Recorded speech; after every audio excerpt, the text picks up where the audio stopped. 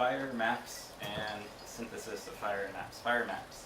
Basically, this is less of a narrative, more of an excuse to show you some things that I think are cool relating to fires and seeing them visually. So you may all be familiar with last year. When I think of fire, I think of wildfire, and this was in Sonoma County, the Tubbs Fire that destroyed huge sections of Santa Rosa, including the Coffee Park neighborhood, which you see here. You probably have all seen this photo, but an area that no one expected ever to get damaged by wildfire. And also you think of fires and you think of structure fires. Big example, of course, was the Ghost Ship Fire, which, shown here, various ways of showing where it is in the city of Oakland. Unsafe building. The prevention side should have gotten a handle on these.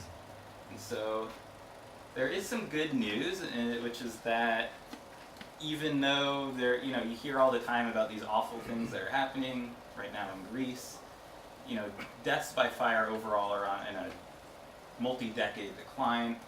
Over the last 40 years, with the exception of 9/11 in the U.S., it's gone really down, and then this shows in the last 10 years, it continues to decline. And deaths don't tell the whole story, but they tell some of the story, which is that we're doing okay, we're getting better.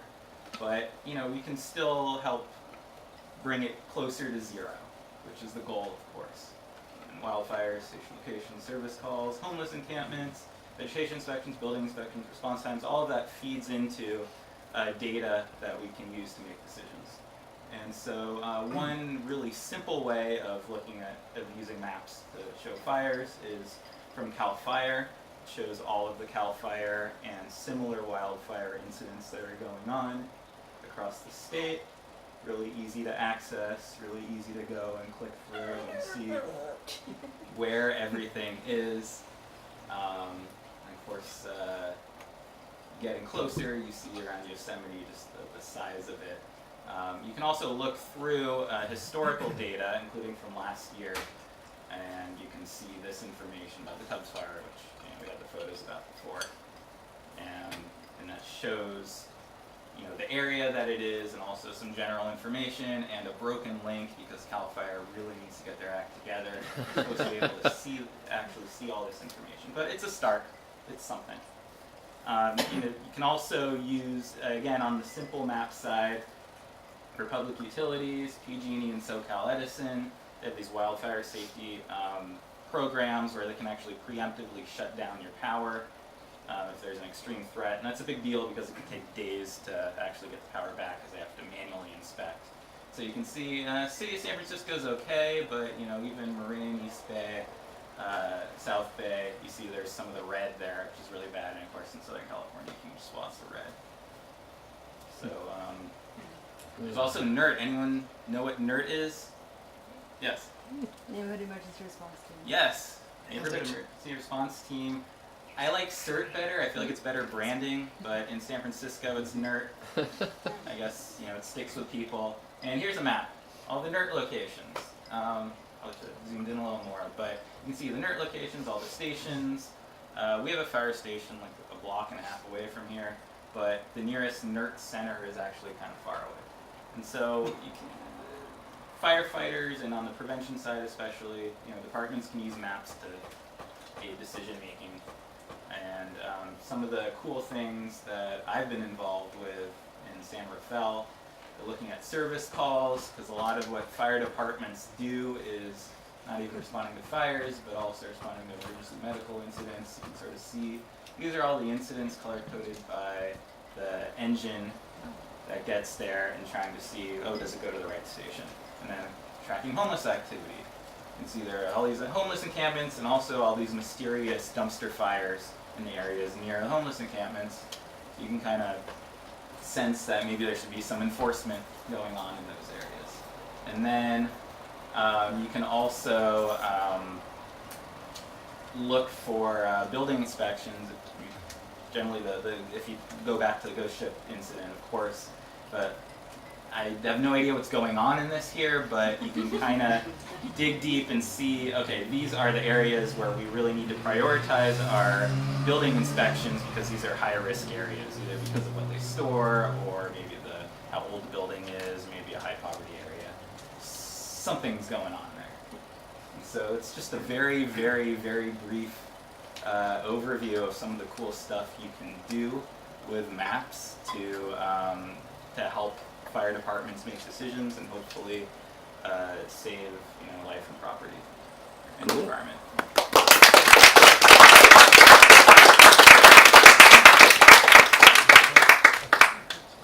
So I guess this is Q&A time? Yeah, if anybody have any questions? Sure, we're not. So you said something like, what I've been doing at work or something like that. What is it that you do that's related? Like, what are you doing?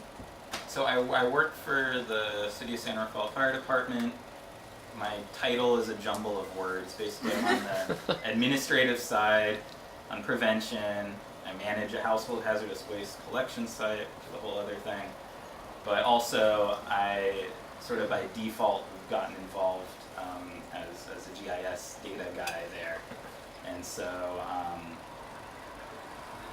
pretty much it's like whatever the chief needs for me to do, basically. If I want to look into, the two examples there, these service calls, where are they and who's responding to them, and you can kind of get a sense of, are we optimizing where dispatch is sending them, sending the apparatus. As an example, also, again, if you're looking at trying to prevent wildfires, there's the Wildland Urban Interface called the WUI. That's a big deal. And people are freaked the fuck out, honestly, in Marin, because it's a geriatric population. They have these expensive homes. The fires last year just made them really afraid, and so there's a lot of going into the homes there and making sure they have defensible space. I don't do those inspections, but I track where those inspections are taking place. So that maybe starts to answer that. You mentioned, sorry. Yeah. Okay, you mentioned the dumpster fires. I didn't realize you said it was such a prevalent problem. Are they accidental? Are they purposeful? What are those? So it's a mix. Okay. I'm not exactly sure what the calculus is for these dumpster fires. I think generally they're purposeful, but you have people living out either in the open space or in an industrial area or just somewhere where they, even here in California, it does get cold at night. They're setting fires for warmth, or maybe trying to cook something. Often it's cigarettes, and that's when you're talking about a dumpster fire, I think it probably is cigarettes. People just carelessly throwing it around and not really tracking to see what happens. Following what you said your job was, I think that's fascinating. I had two questions. One, have you ever gone down a fireman's hole? That was a genuine question. You have? Okay, it should be added to your bucket list. Second question is, as a response to the fires last year, is Marin thinking of doing controlled fires to limit the chances of a wildfire really damaging the whole county? The county fire department does, and this is where I think there are just too many layers of government. City and county of San Francisco, it's one city. Marin, you have 11 cities, you have, 19 school districts, maybe a dozen fire departments. It's all just madness. There is the county fire department, they do controlled burns. City fire department, we don't. Okay. But yeah, it definitely is done by some departments. And of course you do that and then you get lit up with a bunch of calls from people. I see flames, I see smoke, yeah. Send the fire department. They're already. Yes. Since there was the big fire, now it's back on everyone's radar, and we live in a flammable state generally. Are there any misconceptions that kind of become pervasive, or concepts that you just wish the general public understood, that's known sort of inside but hasn't really made its way outside? Any myth busting you want to do? Yeah, one even though climate change is real and it's happening, it's unlikely to have an occurrence like what happened last year immediately, again this year. That's kind of a freak thing. It tends to happen every 50 years. So yes, we need to be more vigilant, definitely, but I personally I'm worried about it, but also, earthquakes and floods and everything else, those are things that we definitely need to consider just as much. I think also,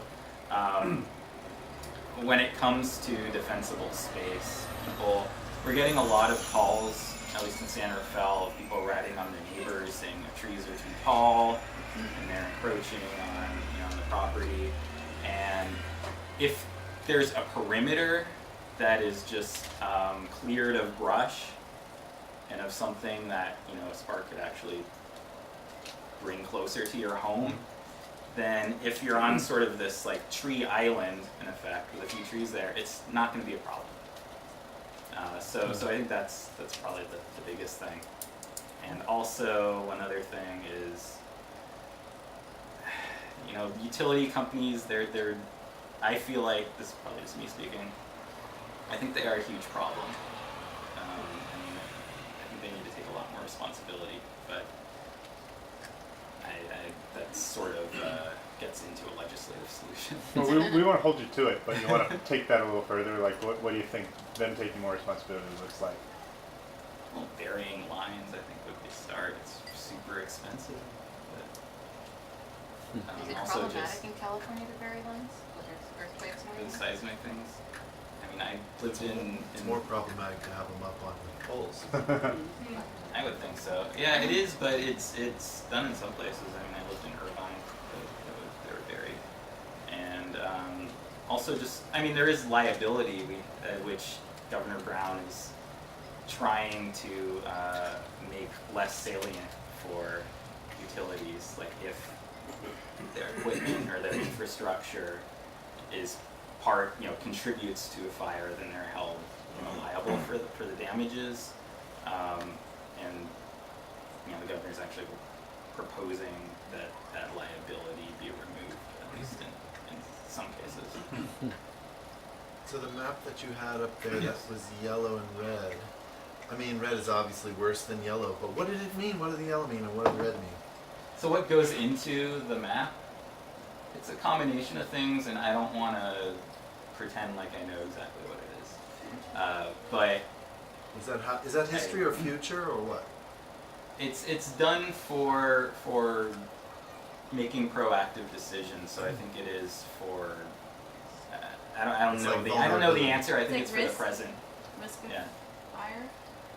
Yeah, Red is highest risk? Yes, that's extreme risk. Okay, so it's risk. And I don't know all And the currently variables fire. that go into that determination. Okay. Currently burning. I thought maybe it was just a historic. So I know there's some weather apps that are using like image processing of weather data to predict weather at a hyperlocal level.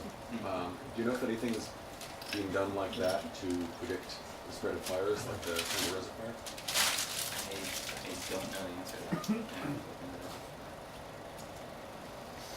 that. Yeah, So it seems like there's a ton of data out there. Is that data accessible to anyone, like through APIs or through the website, that kind of thing? And if so, are there just like random people getting in there and using it and creating awesome tools? Is that a thing that's happening at all? It is a thing that's happening. Can you- I can't speak to every data Well, yeah, set out there, but there sure. are some. There's this guy called the Fire Dude who goes and Love it. does this thing. And you have like independent consultants who never work for a fire department, but they're good with data, so they can Yeah. aggregate things. Yeah. There is the Fire Data Lab, which right now you have to be like a feeder department into it. Okay. But so this isn't really the public, but but it goes in that direction in that it's fire departments all sharing their own data. So if I wanted to see what's going on in Gilroy or Benicia, for example, I could go in and see their data, and that could help me, San Rafael, make decisions. So there's a lot of that collaboration going on. Very cool. Maybe the last question could be, what is your t-shirt name? Oh yeah, this is Bay Geo. I moonlight as the treasurer of Bay Geo, which is just an organization of GIS and geo professionals and amateurs / enthusiasts, whatever you want to call them, people who just like maps and like data. And so that is an organization. We're part of a larger national group called EURISA, and there are just local chapters everywhere. But Bay Geo is for basically the entire Bay Area. And they get together every month? They get together? Yeah, they get together for events. There are various events. Some are presentation events, and they have area of interest groups that they fund that have their own, like conservation GIS or mapping for social justice, are groups that have their own meetings that we fund. And also just for kind of networking and having fun, we have geo beers every month. San Francisco, Oakland, and now starting up in the South Bay. So just a mix of events going on. It's only $50 a year to join. To keep this club going.